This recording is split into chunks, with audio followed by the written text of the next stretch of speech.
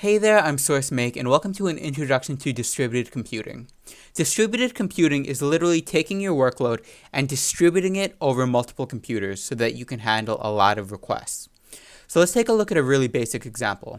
In this example, we've got a user and they are making an HTTP request to a server, and that server might be talking to a database. This is the most basic server that we can have. Now, this really isn't common in 2020 because of cloud computing. The only way you would see this is really if you've got like an old laptop or a Raspberry Pi sitting in your house. That's really not good practice. So what is good practice is if you add a layer of architecture to this server. So now you can see we've got this computer sitting in between the user and the server called a reverse proxy. A reverse proxy can help us in multiple ways.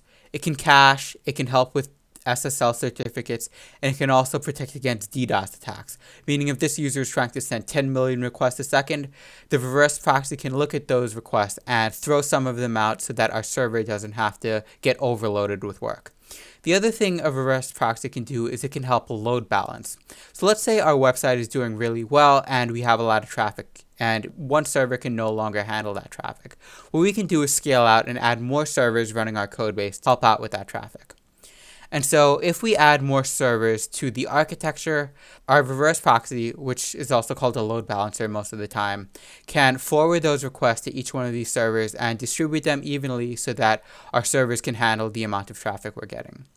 Now, this part of the architecture where the forwarding from the reverse proxy happens to the servers is usually handled for us as programmers. We don't really have to worry about it. But this database part should worry us a little bit because we're scaling up these servers, but we've still only got one database. So we don't want to overload the database with too many queries, and so we can handle that with some caching, like some Redis in-memory caching. But the other thing is our database can also only handle so many connections to it. So if we've got 3 servers that may take up, say, depending on what programming language we're using and how our code is run, maybe each server has 20 connections to the database. But if we need to auto-scale for whatever reason, like we've got a spike in traffic for Christmas or Thanksgiving or something like that, and now we need 20 servers.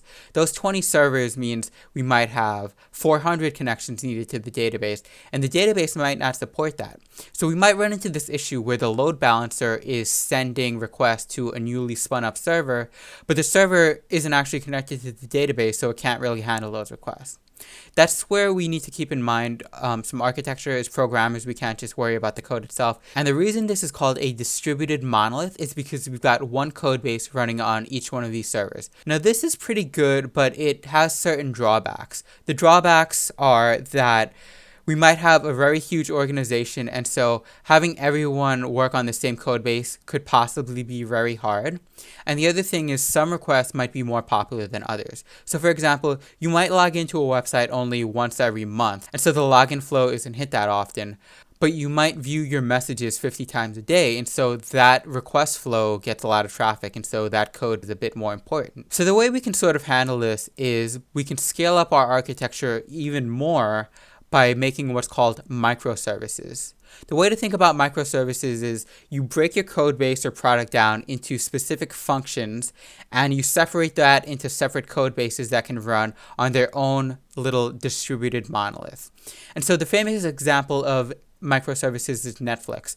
And so Netflix might have a service that just handles user account information and logging in and user registration. And they might have another service that handles viewing the latest movies and TV shows that just came out.